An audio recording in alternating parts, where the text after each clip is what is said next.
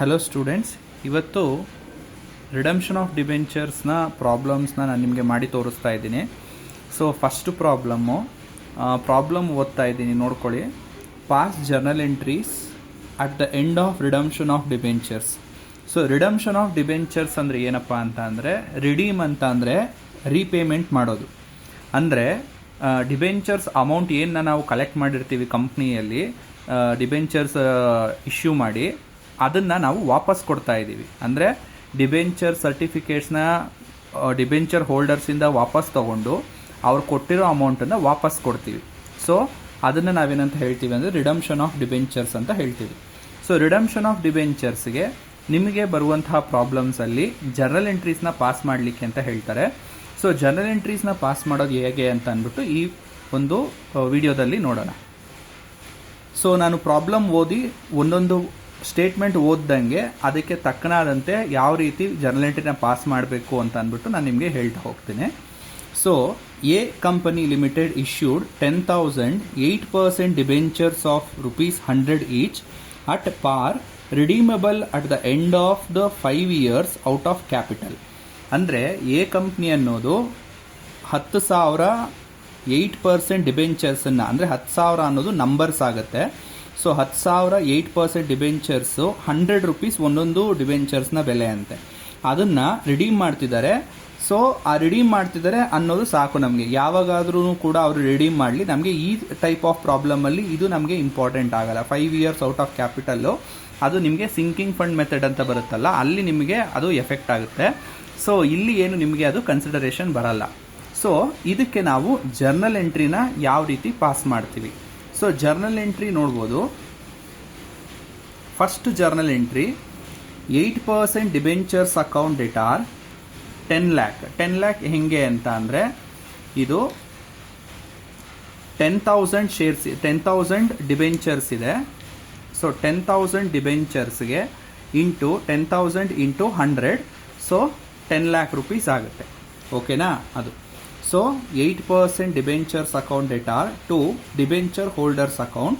So ಇದೇನು ಅಂತ ಅಂದರೆ, ಅಮೌಂಟ್ ಏನಿರುತ್ತೆ 10 lakh rupees, ಅದರ ಅಮೌಂಟು ಡ್ಯೂ ಆಗುತ್ತೆ. ಫಸ್ಟು ಡ್ಯೂ ಅಂತ ಅಂದರೆ ಪೇ ಮಾಡಬೇಕು ಅಂತ ಡ್ಯೂ ಆಗುತ್ತೆ.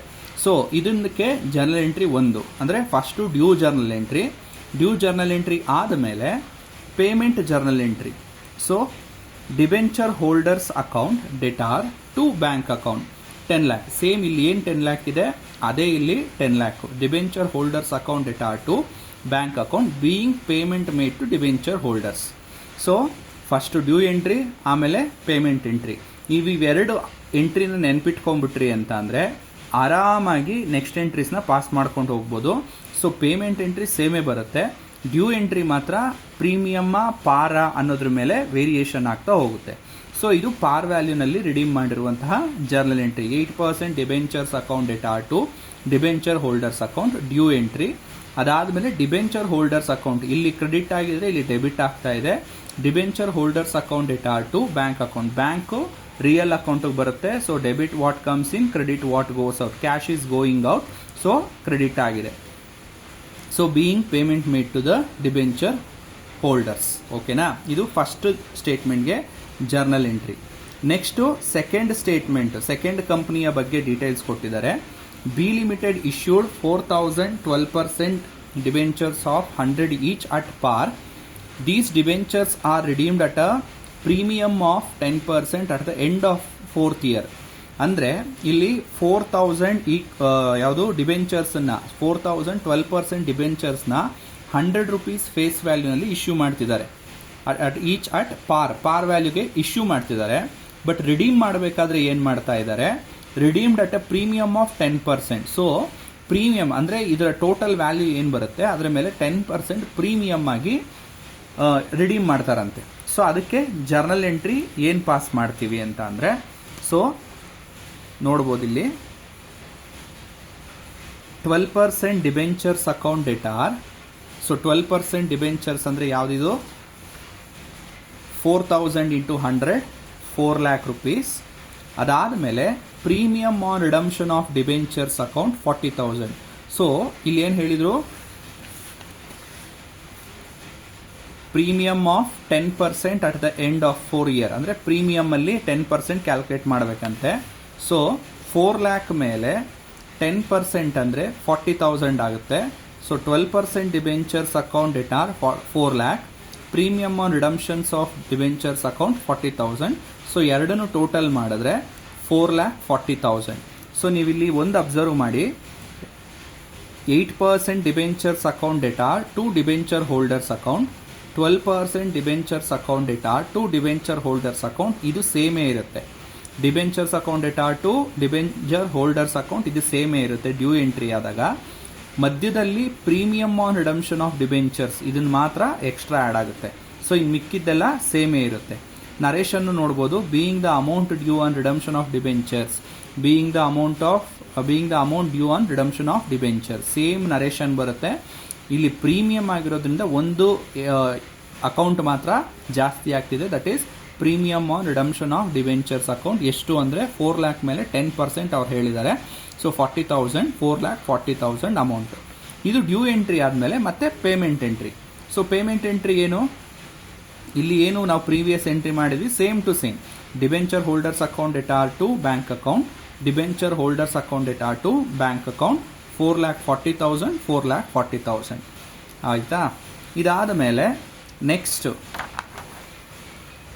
C company limited issued 10% debentures of the total face value of 3 lakh at a premium of 5% and redeemable at par at the end of 4 years.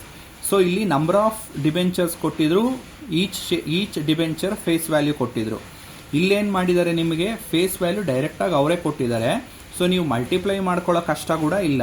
So C company is issued 10% debentures to the total face value of 3 lakh and premium ಎಷ್ಟಾಗ್ತಿದೆ ಅಂತೆ 5% redeem ಮಾಡ್ತಿದ್ದಾರಂತೆ. So entry ಏನಾಗುತ್ತೆ, debenture holders account debtor to bank account 4 lakh. Okay, ಇದಾಯಿತು. 10% debentures account debtor to debenture holders account. So ಇಲ್ಲೇನಾಗ್ತಾ ಇದೆ, 10% debentures ಇದೆ, ಅದನ್ನು 3 lakh rupees ಥರ ಇಶ್ಯೂ ಮಾಡ್ತಿದ್ದಾರೆ.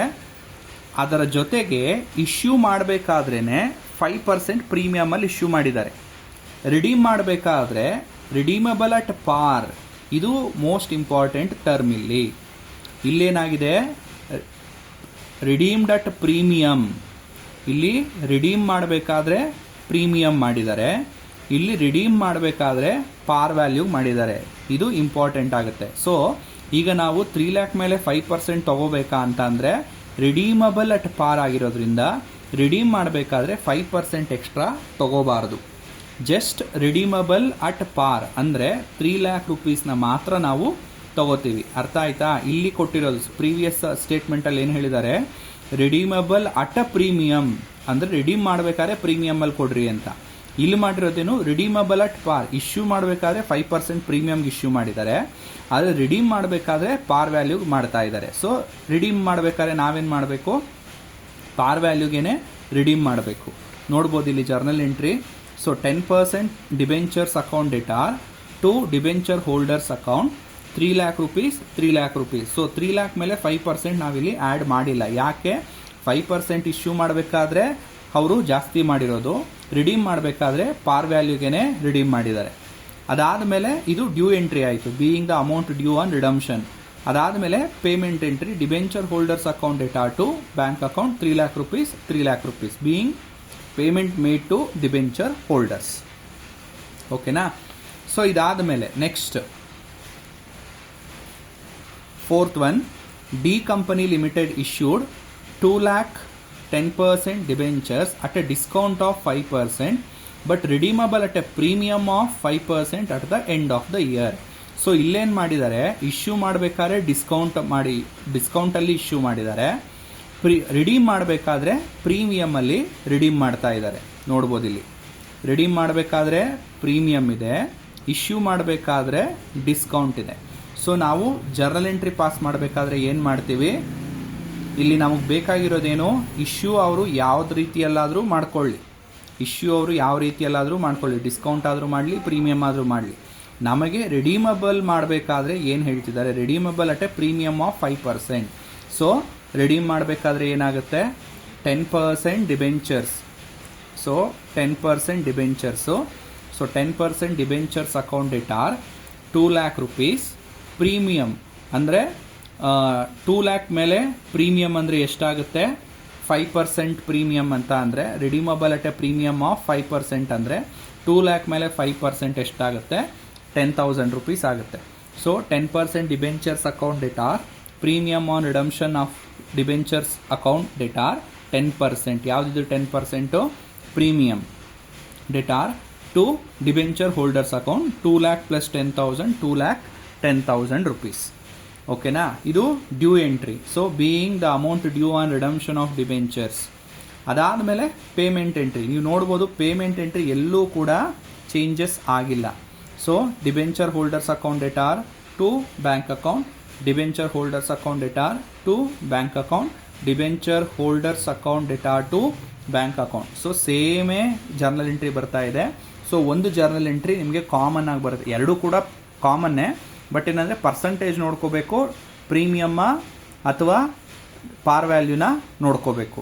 So debenture holders account debtor to bank account being payment made to debenture holders account debtor to bank account being payment made to debenture holders account. ಇದಾದ ಮೇಲೆ ಇನ್ನೊಂದು last statement ಇದೆ.